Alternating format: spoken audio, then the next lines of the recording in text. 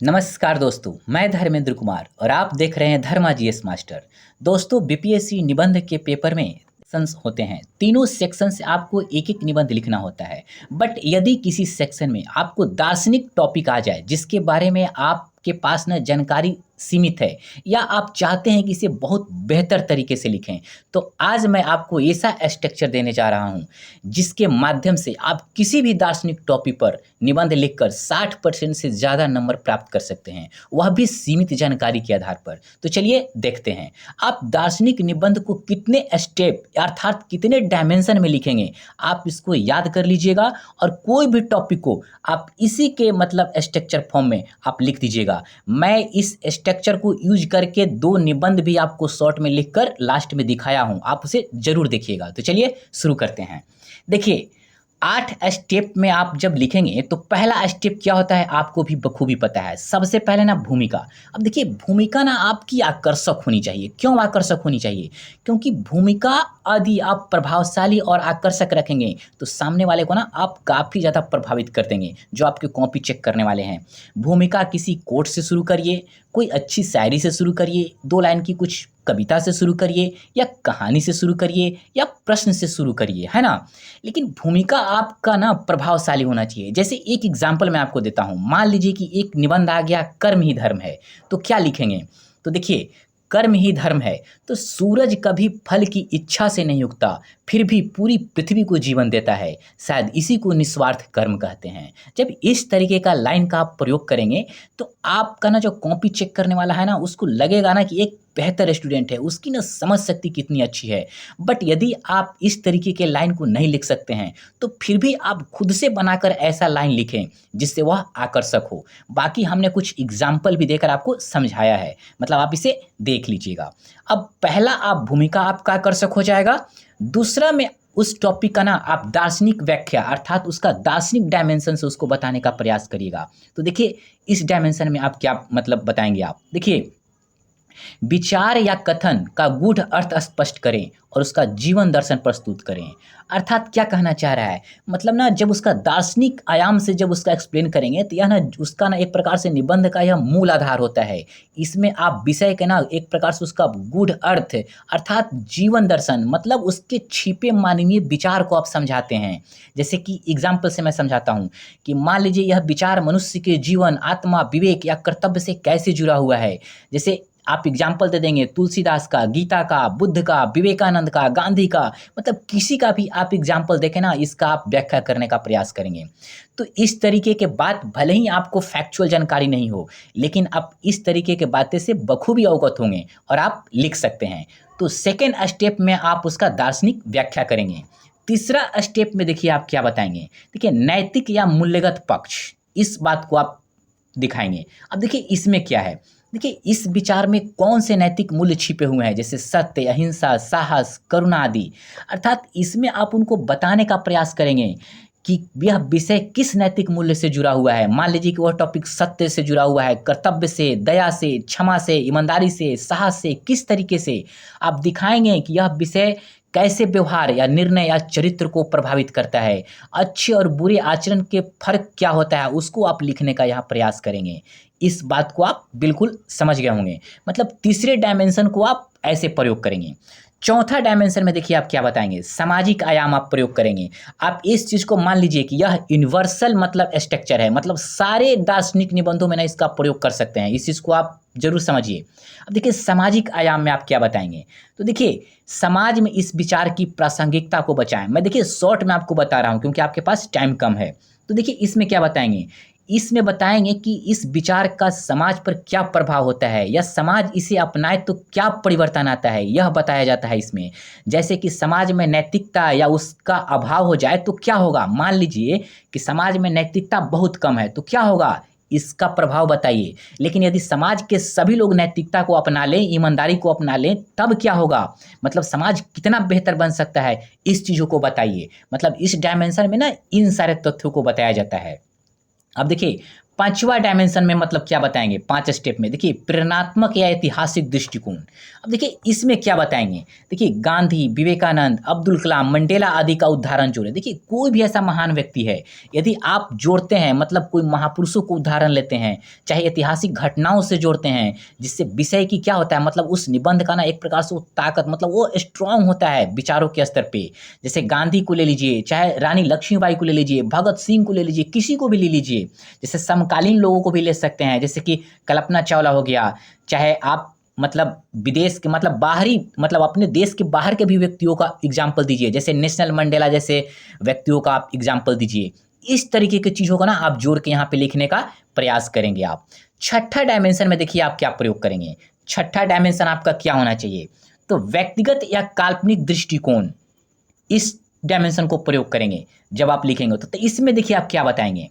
देखिए कोई अनुभव, कहानी या कल्पना आधारित घटना प्रस्तुत करें। देखिए आप खुद से कोई कहानी बना लीजिए, मतलब कोई भी आपकी छोटी सी सच्ची घटना याद है या कोई ऐसा अनुभव या नहीं आपको पता चल रहा है तो खुद काल्पनिक करके एक मतलब छोटी सी स्टोरी या कोई ऐसा चीज़ उदाहरण दे, जिससे निबंध को ना आपको लगे कि निबंध को ना आप एक प्रकार से ना उसी डायरेक्शन में लिख रहे हैं जिस डायरेक्शन में निबंध पूछ रहा है। और जब आप अपने से कोई कहानी या कोई घटना को जोड़ते हैं तो इससे जो आपके कॉपी चेक करता है उसको लगता है कि छात्र जो है ना वो विषय को जी रहा है, रट के नहीं लिख रहा है। क्योंकि एक बार जब टीचर के दिमाग में यह इन कर जाएगा कि व्यक्ति जो लिख रहा है, जो स्टूडेंट वह अपने मन की गहराइयों से लिख रहा है, तो वह आपको नंबर जरूर देगा। छठा डायमेंशन ना आपको ऐसा होना चाहिए। एक चीज़ आप यहाँ पर ध्यान से सुनिएगा कि निबंध जो है ना, निबंध एक यात्रा है जो शब्दों से शुरू होकर विचारों तक जाती है और फिर आत्मचिंतन पर जाकर रुक जाती है। अगर आपने यह सीख लिया तो आप सिर्फ एस्से में नहीं जीवन में भी टॉपर होंगे, इस चीज़ को याद रखिएगा। सातवां डायमेंशन देखिए आप क्या बताइएगा। देखिए शैक्षणिक युवा जीवन से जुड़ाव। अब देखिए इस टॉपिक में आप क्या लिखेंगे, विचार को ना छात्रों के जीवन से जोड़ें। अब देखिए कैसे आप जोड़ेंगे, आप कोई भी दार्शनिक निबंध हो आप जोड़ें कैसे। अब देखिए जो यह विषय है विद्यार्थियों के जीवन से कैसे जुड़ता है, उसकी पढ़ाई से, उसकी परीक्षा से, उसकी आत्मबल से, उसके भविष्य से कैसे वो जुड़ता है यह बताइए। जैसे कि विद्यार्थी इस विषय से क्या सीख सकता है इस चीज़ को बताइए। यह विचार एक विद्यार्थी को कैसे आत्मनिर्भर बना सकता है, कैसे उसको सकारात्मक संदेश दे सकता है, कैसे उसके आत्मबल को ना बढ़ा सकता है, कैसे उसके जीवन को ना प्रभावित कर सकता है सकारात्मक रूप में। इन सारे बातों को लिखें। इन सब बातों को बताने के लिए आपके पास विशेष नॉलेज की कोई आवश्यकता नहीं है, सिर्फ आप सोचें और चिंतन करके जब लिखेंगे ना तो आप ऐसे निबंध को लिख कर ना बेहतर अंक प्राप्त कर लेंगे। 100 में 70 निबंध तक 70 नंबर तक आप ला सकते हैं। लास्ट में आप एक निष्कर्ष बताएंगे 8वां स्टेप में। देखिए सकारात्मक संदेश के साथ निबंध का प्रभावशाली समापन करें। अब देखिए कभी भी जब आप निबंध को एंड करते हैं ना, दार्शनिक ही नहीं कोई भी निबंध हो, तो उसका ना आशावादी दृष्टिकोण होना चाहिए, सकारात्मक संदेश होना चाहिए। जैसे मैं एक एग्जाम्पल से मैं समझाता हूँ। मान लीजिए कि सागर गहरा है क्योंकि वह अपनी सीमाएं जानता है। मनुष्य भी जब अपने व्यवहार में संयम लाता है तभी उसकी इरादे ना मजबूत होती है। कहने का मतलब है कि एक ऐसा मतलब लाइन से इसे समाप्त करिए ना कि आपको ना बेहतर दिखे। कहते हैं ना कि शुरुआत चाहे जितनी भी अच्छी हो, अंत यदि आपका खराब होगा तो सामने वाले को कहीं ना उसकी विचारों में डगमगाहट होगी जो कॉपी चेक करता है। तो आपका निष्कर्ष भी बेहतर होना चाहिए। दोस्तों आप 8 डायमेंशन को आप समझ चुके होंगे। कोई भी दार्शनिक निबंध आ जाए इन 8 पे ना आपको फिट कर देना है। मैं आपको नीचे बताऊंगा कि इस 8 मतलब आयाम को कैसे प्रयोग किया जाता है। 2 निबंध के आधार पे मैंने बताया है। तो चलिए सबसे पहले छोटी कुछ बातों को समझ लेते हैं। तो चलिए देखते हैं। निबंध लिखने के लिए मैंने आपको कुछ सुझाव लिख दिया है। देखिए जो हमने ऊपर 8 स्टेप बताया अर्थात 8 डायमेंशन 8 पिलर्स में बांट कर लिखें। किसी भी दार्शनिक निबंध को, कोई भी दार्शनिक कथन आ जाए, आपको चाहे जानकारी हो चाहे जानकारी नहीं हो, इतने डायमेंशन में लिखेंगे तो आप समझिए कि बेहतर अंक मतलब प्राप्त करने जा रहे हैं। अब देखिए आप अगर आपको लग रहा है कि क्या करें तो देखिए शुरुआत में शब्दों से खेलें, बीच में तर्कों से बांधें और अंत में भाव से छू जाएं। इसका मतलब क्या है, देखिए निबंध की शुरुआत हमेशा आकर्षक भाषा से करें ताकि पाठक ना मतलब जो कॉपी चेक करता है ना आपसे ना वो जुड़ाव महसूस करे। और बीच जिसको बॉडी भाग कहते हैं उसमें क्या होना चाहिए, तर्क दें, उदाहरण दें, ताकि निबंध की जो आपकी शैली है ना, चाहे निबंध का जो मतलब भाषा है वो ना काफ़ी आपका स्ट्रांग हो जाए।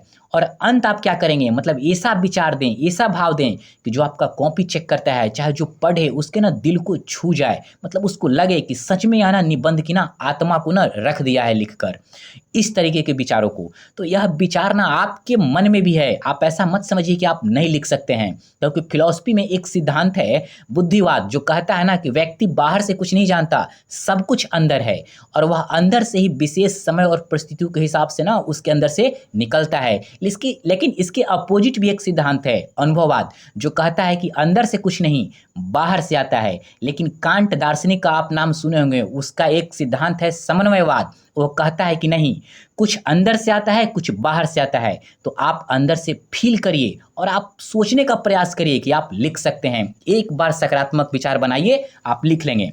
अब देखिए, जहाँ संभव हो वहाँ किसी को कोट जोड़ दें, जैसे महात्मा गांधी, विवेकानंद, किसी को भी आप ऐड करें। आपको अगर याद है, नहीं याद है ना, तो आप नाम न लिखें, लेकिन उस लाइन को ना लिखने का प्रयास करें। अब देखिए, नेक्स्ट मैं आपको एक पॉइंट बताने जा रहा हूँ कि दार्शनिक निबंधों में ना तथ्यों और आंकड़ों की बजाय भावनात्मक गहराई, जैसे जीवन दर्शन, नैतिक सोच और तार्किक संतुलन की अपेक्षा होती है। अब देखिए, इसमें ज़्यादा आपको आंकड़े की ज़रूरत नहीं होती है। ऐसा नहीं है कि आप यहाँ आंकड़े आप देंगे, आप आंकड़े देने की यहाँ ज़रूरत नहीं है। देखिए, इस दार्शनिक निबंध में ना भावनात्मक गहराई, जीवन दर्शन, नैतिक सोच और विचारों का ना संतुलन होना चाहिए, क्योंकि यह ज्ञान से ज़्यादा ना सोचने की शक्ति को मापने का काम करता है। कौन? दार्शनिक टॉपिक। इस चीज़ को आप समझ चुके हैं पूरी तरीके से। अब मैं शॉर्ट में जितने भी मैंने आपको 8 आयाम बताया था ना, 8 डायमेंशन ऊपर, उसी को शॉर्ट में ना मैंने आपको नीचे एक-एक लाइन में बता दिया है, जिससे आपको ना इसी को सिर्फ फोटोकॉपी करा के आप रट जाएँगे ना, तो किसी भी निबंध को आप दार्शनिक निबंध को ना लिख लेंगे। देखिए, दार्शनिक निबंध लेखन का 8 स्टेप फ्रेमवर्क, ऊपर वाले का ही मैं शॉर्ट कर दिया हूँ, और नीचे मैं इस स्ट्रक्चर को मतलब ना फिट करके आपको बताऊँगा। बट 1 मिनट पहले इसे भी देख लीजिए। देखिए, भूमिका, दार्शनिक व्याख्या, तीसरा आयाम हो गया नैतिक या मूल्यगत पक्ष। देखिए, चौथा आप देखिए सामाजिक आयाम, पांचवा प्रेरणात्मक या ऐतिहासिक, छठा व्यक्तिगत या कल्पना आधारित, सातवां शैक्षिक या युवा जीवन से जुड़ाव, आठवां निष्कर्ष।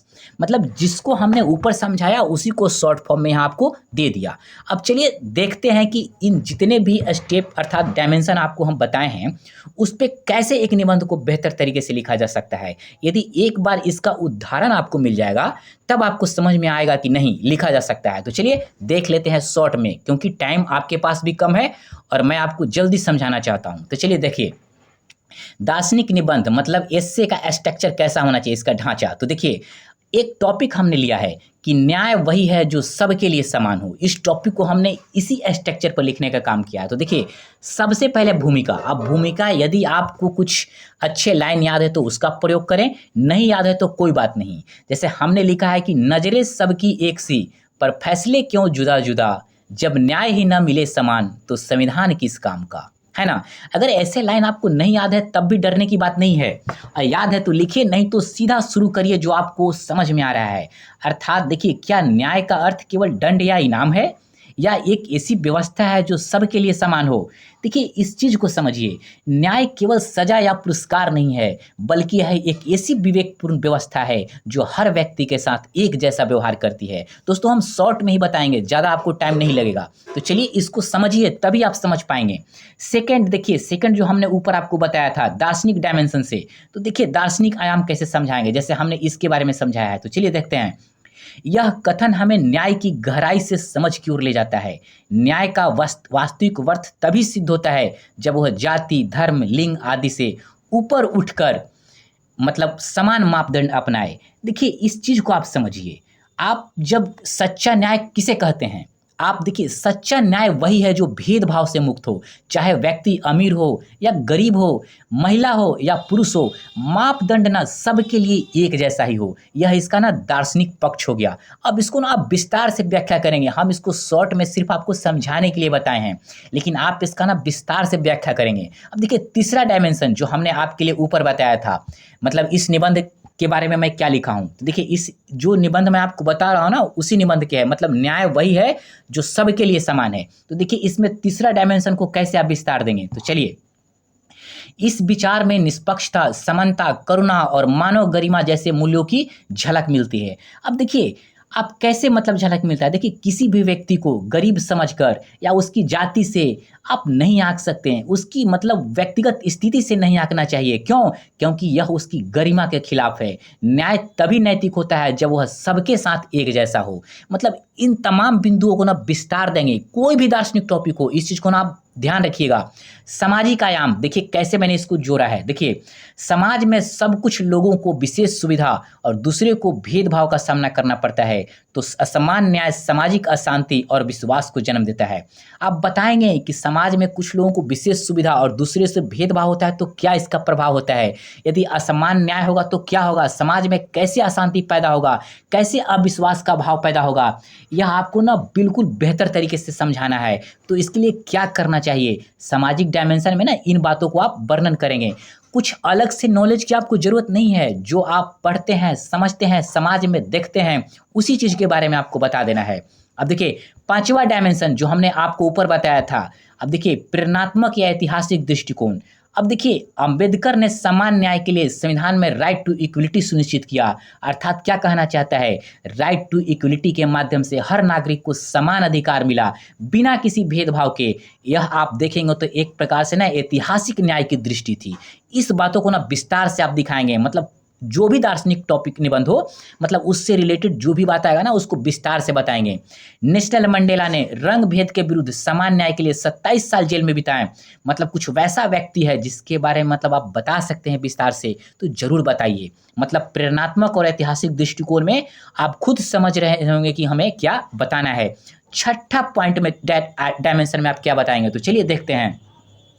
देखिए, कल्पना कीजिए कि एक ऐसा स्कूल जहां अमीर बच्चों को पुरस्कार और गरीब बच्चों को उपेक्षा। क्या वहां न्याय की कल्पना की जा सकती है? इस बात को ना बखूबी अच्छे से दिखाइए कि क्या न्याय मिलेगा और नहीं मिलेगा तो क्या किया जाना चाहिए। मतलब आप खुद सोच के मतलब लिख सकते हैं इस तरीके के टॉपिक में। तो छठा डायमेंशन ना इस तरीके का लिख कर और अपनी बातों को टॉपिक के हिसाब से आपको दिखाना है।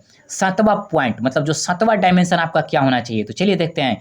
शैक्षणिक युवा जीवन से जुड़ाव। अब देखिए, कोई भी दार्शनिक टॉपिक हो, उसका जीवन से जुड़ाव ज़रूर होता है। इस चीज़ को ना आप समझ लीजिए। मतलब कहने का मतलब है कि वो आपकी जीवन में उसकी क्या प्रासंगिकता है, यह ज़रूर बताने का काम करता है। तो आप जब विद्यार्थी हैं, तो आप खुद से उसको मतलब जोड़िए। जैसे छात्रों के लिए यह विचार अत्यंत महत्वपूर्ण है। कोई भेदभाव ना हो, सभी को समान अवसर, समान अनुशासन, समान अधिकार मिले। अर्थात यदि समाज में भेदभाव घटेगा तो प्रतिभा क्या होगी? उभरेगा, निखरेगा और हर व्यक्ति को इंसाफ की उम्मीद जगेगी। यह सामाजिक स्थिरता और लोकतंत्र की नींव को क्या करेगा? मजबूत करने का काम करेगा।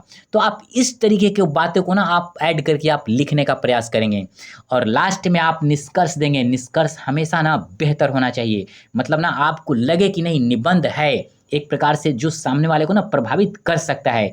जैसे न्याय में भेद है तो वहाँ समाज में क्या होगा? विद्रोह हो सकता है। अर्थात जब लोग महसूस करते हैं कि उसके साथ अन्याय हुआ तो वह व्यवस्था से क्या करेंगे? विश्वास खो देते हैं और जब व्यवस्था से विश्वास खो देंगे तो क्या होगा? यह विद्रोह को जन्म देगा।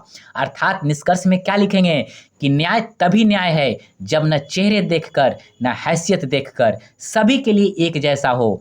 अर्थात इस तरीके का जब निबंध आप लिखेंगे कि बिना भेद के, बिना डर के, एक भरोसे के साथ सबको न्याय मिले, तो यह आशावादी आपका दृष्टिकोण है। मतलब इन 8 जो आयाम है, डायमेंशन है, इसको जोड़कर हमने एक निबंध पे अर्थात न्याय वही है जो सबके लिए समान है, इस दार्शनिक टॉपिक पर हमने लिखकर आपको समझा दिया कि कैसे आप इसको लिखेंगे। दूसरा टॉपिक को भी हमने समझाया है लेकिन मैं इसे पढ़ूंगा नहीं, आप इसे पढ़ लीजिएगा। दूसरा टॉपिक के बारे में मैंने देखिए इसको, इस स्ट्रक्चर को फिट किया है। एक बार मैं 1 मिनट में सिर्फ ऊपर पढ़ देता हूँ। देखिए, जो हमने विषय सेलेक्ट किया था, स्वतंत्र सोचने की शक्ति है, मतलब स्वतंत्रता सोचने की शक्ति है, करने की नहीं। इस दार्शनिक टॉपिक पर ना कैसे आप इस स्ट्रक्चर को मतलब फिट करेंगे? मतलब अलग तरीके का हमने टॉपिक लिया था। आपको लगेगा कि नहीं, कैसे मतलब अलग तरीके के टॉपिक पर यह फिट होगा? तो हर टॉपिक पे ये 8 स्ट्रक्चर फिट हो सकता है आपको, बशर्ते आप दिमाग को ना ओपन रखें। ओपन रखेंगे ना तो आप बिल्कुल इसे ना बेहतर तरीके से लिख लेंगे। इस बात को ना आप भरोसा रखिए। ओपन होना बहुत ज़रूरी है। कहते हैं ना कि दार्शनिक निबंध में ना ज्ञान नहीं, विचार की ऊंचाई और गहराई देखी जाती है। अगर आपका विचार ओपन है, विचार खुला है, यदि आप अच्छा सोच लेते हैं तो शब्द खुद ब खुद निकल जाएगा आपका, है ना? तो इसे हम पढ़कर पूरा लाइन तो नहीं बताएंगे, लेकिन आप इसे पढ़ लीजिएगा। मैं धीरे धीरे इसको ना ऊपर करूंगा, नहीं तो इसे हम टेलीग्राम पे सेंड कर देंगे। देखिए भूमिका हमने बता दिया, अब आप देखिए दार्शनिक व्याख्या भी हमने कर दिया। तीसरा आयाम में नैतिक मूल्यगत पक्ष में क्या होना चाहिए हमने यह भी बता दिया। चौथा सामाजिक डायमेंशन में हमने बता दिया। पांचवा आप देखिएगा प्रेरणात्मक या ऐतिहासिक डायमेंशन में भी हमने बता दिया कि मतलब कैसे इसको ऐड कर सकते हैं। छठा डायमेंशन आप देखिए व्यक्तिगत या कल्पनात्मक दृष्टिकोण में मतलब क्या लिख सकते हैं, यह भी हमने बता दिया, आप इसे पढ़ लीजिएगा खुद। सातवां देखिए शैक्षणिक युवा जीवन से जुड़ाव, इस निबंध में मतलब कैसे इसको जोड़ सकते हैं, यह भी हमने बता दिया। आठवां देखिए निष्कर्ष में हमने मतलब बता दिया कि कैसे आप इसको निष्कर्ष में भी मतलब ऐड करके मतलब लिख सकते हैं। मतलब ये आठों स्ट्रक्चर को ना मतलब जो मापदंड है उसको आप ध्यान रखिएगा। मतलब एक बार उसे आप फिर से देख लीजिए शॉर्ट वाले को, और इस आठों स्ट्रक्चर को मतलब याद करके, और आप जितने भी फिलोसफिकल मतलब टॉपिक हो दार्शनिक निबंध पूरे इसी तरीके से लिख दीजिए। आपके पास ज्ञान है तब भी सही है, आपके पास नॉलेज नहीं है तब भी सही है, आप जरूर लिख दीजिएगा। और आपका नंबर ना बहुत ही अच्छा आएगा, मतलब 60 से 70 तक नंबर आपको आ सकता है जरूर। दोस्तों जिस तरीके से मैंने दार्शनिक टॉपिक पर आपके लिए एक स्टेप फ्रेमवर्क में लाया हूँ, उसी तरीके से कल मैं आपको सामाजिक, आर्थिक, राजनीतिक, पर्यावरण पे हर तरीके के टॉपिक पर मैं लाऊंगा।